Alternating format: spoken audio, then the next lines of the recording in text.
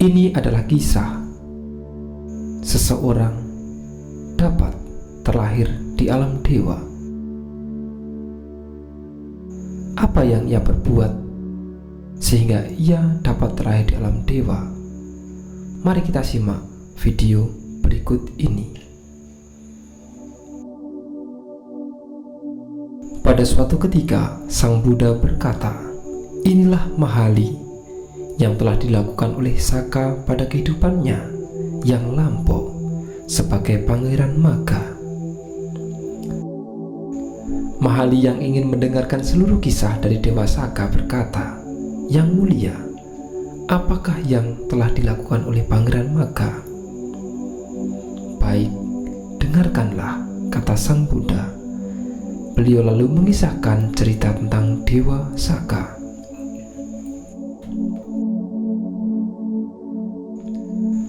Pada masa yang lampau, seseorang pangeran bernama Magga tinggal di kerajaan Magadha.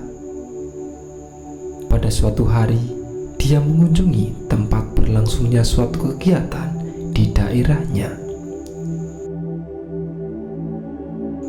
Dengan kakinya, ia membersihkan debu di tempat dia berdiri dan kemudian dia berdiri dengan santai di tempat tersebut. Kemudian seseorang datang, memukul dan mendorong ke samping dan merebut tempatnya. Pangeran Magga tidak marah dengan orang itu. Dia membersihkan tempat lain dan berdiri di situ.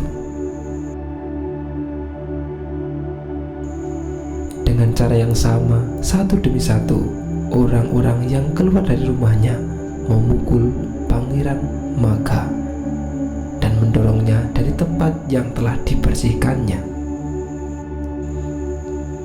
Kemudian Pangeran Magga berpikir, kelihatannya orang-orang ini menikmati apa yang telah saya kerjakan. Karena hal ini membuat orang lain bahagia, tentunya perbuatan saya ini merupakan perbuatan yang berjasa. Demikianlah, pada keesokan harinya, Pangeran Magga membawa sekop dan membersihkan tempat yang lebih luas.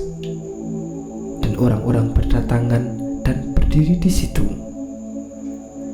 Pada musim dingin, Pangeran Magga membuat perapian agar orang-orang dapat menghangatkan badan mereka.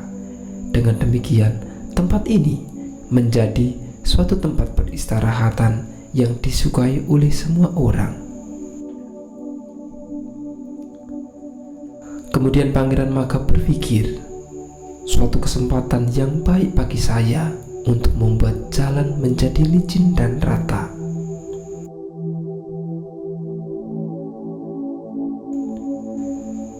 Pagi-pagi dia mulai melicinkan dan meratakan jalan, memotong dan memindahkan batang-batang pohon. Dengan melakukan hal ini, Pangeran Magga menghabiskan waktu luangnya.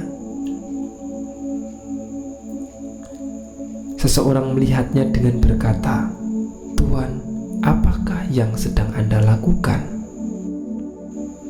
Pangeran Magga menjawab, "Saudara, saya sedang meratakan jalan menuju surga. Saya ingin ikut bergabung, Tuan." "Silakan bergabung dengan saya. Surga adalah tempat yang menyenangkan bagi banyak makhluk." Melihat kedua orang itu, orang ketiga menanyakan pertanyaan yang sama dan mendapatkan jawaban yang sama. Dia pun ikut bergabung. Kemudian orang keempat, kelima, hingga ke-33 orang. Ke-33 orang ini bekerja sama-sama dengan menggunakan sekop dan kapak, meratakan jalan sepanjang 1 atau 2 kilometer. Kepala desa melihat mereka dan berpikir, orang-orang ini melakukan pekerjaan yang salah. Kalau mereka mau menangkap ikan, memburu binatang di hutan, menikmati minuman keras, atau melakukan hal-hal semacam itu, saya dapat mengambil keuntungan dari mereka. Dia lalu memanggil ke-33 orang dan bertanya kepada mereka, "Apa yang kalian kerjakan?" "Meratakan jalan menuju surga, Tuhan." "Itu bukanlah pekerjaan yang sesuai bagi berumah tangga. Yang harus kalian lakukan adalah menangkap ikan, berburu binatang, menikmati minuman keras, dan bersenang-senang." Ke-33 orang itu menolak melakukan saran kepala desa. Semakin dipaksa, semakin keras mereka menolak untuk melakukannya. Akhirnya, kepala desa menjadi marah. "Saya akan menghancurkan mereka," katanya. Kepala desa lalu menemui raja dan melaporkan, "Yang mulia, saya melihat sekelompok pencuri sedang melakukan kejahatan." Raja lalu berkata, "Tangkap mereka dan bawa kemari." Kepala desa menangkap ke-33 orang itu dan membawa mereka ke hadapan raja tanpa menyelidiki dan menanyakan apa yang telah mereka perbuat. Raja memberikan perintah, hukum mati mereka dengan injakan seekor gajah liar yang ganas. Pangeran Maka menasihati para pengikutnya, "Teman-teman, kita tidak mempunyai perlindungan apapun selain cinta kasih. Oleh karena itu, tenangkanlah hati kalian, jangan marah kepada siapapun. Penuhilah hati kalian dengan cinta kasih kepada raja, kepala desa, dan kepada gajah yang akan menginjak-injak kita dengan kakinya." Mereka mengikuti nasihat Pangeran Maka. Sedemikian kuat pancaran cinta kasih mereka sehingga gajah tidak berani menginjak mereka. Ketika raja mengetahui hal tersebut, beliau berkata, "Ketika gajah itu melihat begitu banyak orang, tentu saja ia tidak mau menginjak-injak mereka. Sekarang tutuplah mereka dengan kain terpal. Kemudian biarkanlah gajah liar itu menginjak-injak mereka." Kepala desa lalu menutupi mereka dengan terpal yang tebal dan melepaskan gajah liar itu ke arah mereka. Tetapi ketika gajah itu diarahkan menuju mereka, gajah itu balik kembali dan lari. Ketika raja mendengar apa yang telah terjadi, ia berpikir, seharusnya ada suatu sebab atas kejadian ini. Raja lalu memanggil ke-33 orang itu untuk menghadapnya dan beliau bertanya,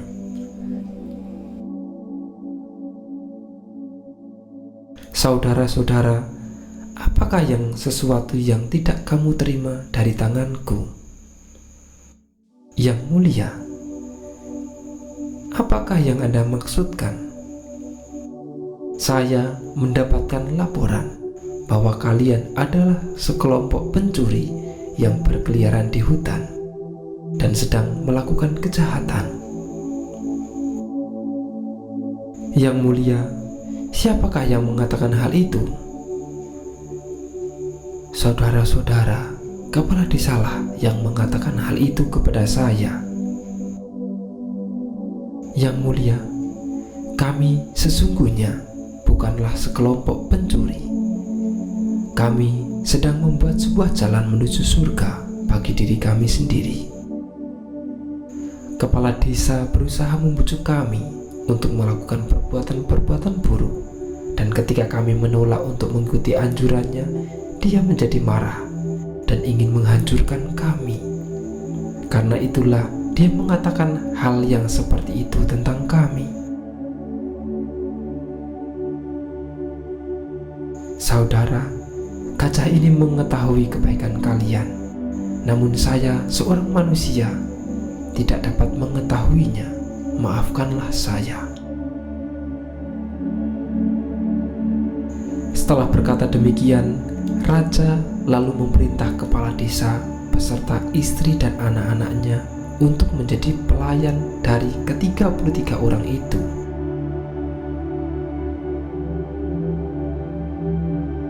Raja juga memberikan gajah untuk dikendarai dan menghadiahkan desa itu kepada mereka.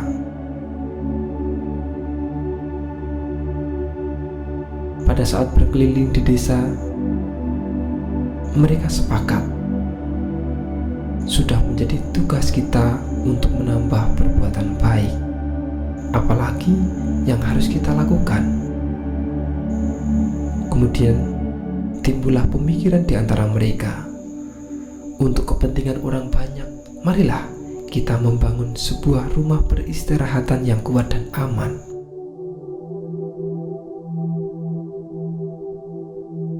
Mereka lalu memanggil ahli bangunan dan memintanya untuk membangun sebuah aula besar. Pangeran Maga merawat ibu dan merawat ayahnya, menghormati anggota keluarganya yang lebih tua, berbicara benar, menghindari kata-kata kasar, menghindari membicarakan keburukan orang lain, menghilangkan keserakahan, mengatasi kemarahan. Dia telah menyempurnakan ke-7 sila yang disebut sebagai berikut ini: merawat ayah dan ibu, menghormati anggota keluarga yang lebih tua, lemah lembut dan ramah di dalam percakapan, menghindari membicarakan keburukan orang lain, menghindari keserakahan, jujur, dapat mengatasi kemarahan. Orang seperti ini oleh para dewa dari alam ke-33 dewa disebut sebagai orang yang baik. Setelah mencapai keadaan yang terpuji ini, pada saat itu dia meninggal dunia. Dia terlahir kembali di alam ke-33 dewa sebagai Saka, raja para dewa. Demikian pula dengan para pengikutnya, mereka juga terlahir kembali di alam itu. Demikianlah Mahali, Pangeran Maga, sangat bersungguh-sungguh. Karena dia sangat bersungguh-sungguh, dia memperoleh keagungan, penghormatan, dan menjadi pemimpin di alam dewa. Kesungguhannya dipuji oleh para Buddha dan oleh semua makhluk. Karena dengan bersungguh-sungguh, semua makhluk dapat mencapai pencapaian tertinggi di alam ini dan juga di alam yang lebih tinggi. Setelah berkata demikian, Sang Buddha mengucapkan syair berikut ini: dengan menyempurnakan kewaspadaan, Dewa Saka dapat mencapai tingkat pemimpin di antara para dewa. Sesungguhnya kewaspadaan itu akan selalu dipuji, kelengahan akan selalu dicela.